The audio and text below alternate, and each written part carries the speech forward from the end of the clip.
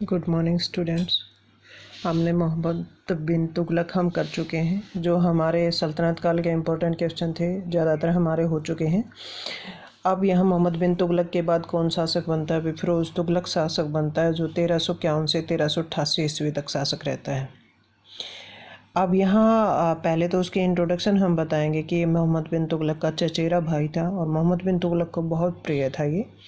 इसके पिता का नाम रजब और माता का नाम नेला था। अब देखो यहाँ हमने इसके माता पिता का नाम क्यों बताया है, क्योंकि कई बार आपके नेट वगैरह में पूछा जाता है कि हिंदू माता किस मुस्लिम शासक की थी।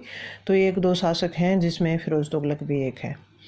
उसके बाद मोहम्मद बिन तुगलक की जब मृत्यु हो जाती है तो अराजकता की स्थिति फैल जाती है और अमीर इसको आमंत्रित करते हैं कि ये शासक बने। ये पहले नहीं चाह रहा है, लेकिन जब इसको निमंत्रण दिया जाता है तो ये शासक बनता है। 23 मार्च 1351 ईस्वी को गद्दी पर बैठता है ये। अब इसके सामने कठिनाई क्या थी? एक तो यहाँ अराजकता की स्थिति बनी हुई है, कुछ एक राज्य जो है संतर्त हो गए हैं। दूसरा, जो मोहम्मद बिन तुगलक की जो बहन थी वो अपने पुत्र को शासक बनाना चाह रही है। ठीक है, तो ये स्थिति थी इसके पास, तो ये कठिनाई इसके सामने आई थी। अब देखते हैं कि जब ये शासक बनता है तो इसने क्या क्या सुधार किए हैं। फिरोज़ तुगलक का ज़्यादातर इम्पोर्टेंट क्या था कि उसने सुधार कौन से किए हैं। विजय वगैरह उसकी ज़्यादा इम्पोर्टेंट नहीं रही हैं। तो दीन दुखियों की सहायता करता है वो। सबसे पहले तो क्या करता है, वो उसने उससे पहले कौन शासक था? मोहम्मद बिन तुगलक था, जिसने बहुत सी योजनाएं बनाई थी जिसमें जो निम्न दर्जे के लोग थे या सामान्य व्यक्ति भी थे तो वो उनको बहुत कष्ट हुआ था। अब उसने क्या किया, वो सारे लोगों को प्रसन्न करने के लिए, उनकी सहायता के लिए उसने सरकारी ऋण माफ़ कर दिए, उदारता की नीति अपनाई, धन बांटा उसने। तो ये कार्य किए उसने। फिर उसके बाद दूसरा उसने कौन सा सुधार किया? वित्तीय सुधार किया। जो बहुत से कर लगा रखे थे, अनुचित कर जो लगा रखे थे, 26 से 33 तक कर मोहम्मद बिन तुगलक के टाइम पीरियड में देखने को मिलते हैं। तो उसने वो कर हटा दिए। 4 ही कर उसने रखे, जिसमें आपका जजिया, खिराज, खम्स और ज़कात थे।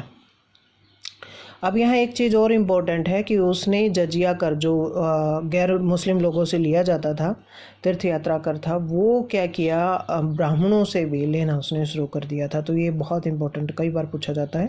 और उसने सिंचाई व्यवस्था की, तो सिंचाई के लिए कर लगाया। उसने बागों लगवाए तो बागवानी के ऊपर भी कर उसने लगाया। तो ये उसके वित्तीय सुधार थे। उसके बाद देखते हैं सिंचाई प्रबंध।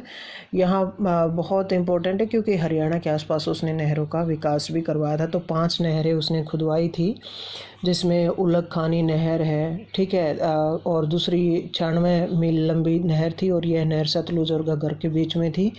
और उसके बाद आसी तक ये जाती थी, तीसरी जो नहर थी ये। तो उसने नहरों का, कुओं का, झीलों और बांधों का निर्माण उसने करवाया, सिंचाई का प्रबंध किया उसने।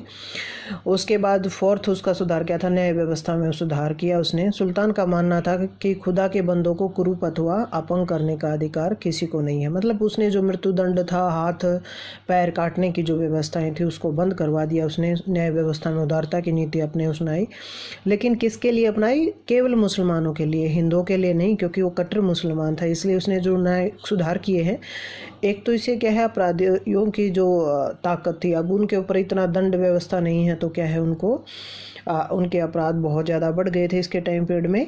और ये न्याय व्यवस्था उसने केवल मुसलमानों के लिए अपनाई। कई बार क्या है, ब्राह्मणों के प्रति भी उसने कठोर नीति अपनाई, उनको भी मृत्युदंड इसने दिया है। तो ये उसकी न्याय व्यवस्था में आप कहेंगे। फिर उसका दासों का संरक्षण था। अब यहाँ एक इम्पोर्टेंट क्वेश्चन बहुत आता है कई बार नेट वगैरह में कि उसके पास कितने दास थे। तो 1,80,000 दास थे उसके पास।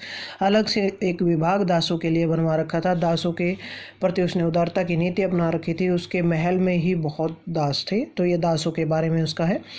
उसका फिर क्या है, मुद्रा सुधार उसने कैसे किया? आप देखो, उससे पहले की बताएंगे कि मोहम्मद बिन तुगलक के टाइम पीरियड में उसने मुद्रा, सांकेतिक मुद्रा उसने चलाई है। तो अब उसने क्या किया, कई मूल्यों के सिक्के उसने जारी किए, मुद्रा व्यवस्था में उसने सुधार किया और पुरानी जो मुद्रा थी उसमें सुधार किया उसने। टकसालों पर उसने नियंत्रण किया और कुछ अलग प्रकार के सिक्के उसने चलाए। तो ये उसकी मुद्रा जो प्रणाली थी उसमें उसका सुधार देखने को मिलता है। और उसने अदा और बिख नामक सिक्के भी चलाए हैं। सार्वजनिक कार्य उसने कौन कौन से किए? नगरों की स्थापना उसने की है। फिरोजाबाद, फतेहाबाद, हिसार, जौनपुर, ये विभिन्न प्रकार के जो नगर हैं ये इसने निर्मित किए हैं। भवनों का निर्माण करवाया है, बहुत सी मस्जिदों का निर्माण करवाया है उसने, और 1200 फलों के बाग उसने लगवाए हैं। और एक और इम्पोर्टेंट चीज़ यहाँ देखने को मिलती है कि अशोक के जो स्तंभ थे, 2 स्तंभ हैं, मेरठ और कहाँ थे, खिजराबाद में थे, उनको कहाँ लेकर के वो आया, दिल्ली लेकर के आया। तो एक इम्पोर्टेंट इसका ये हो गया यहाँ।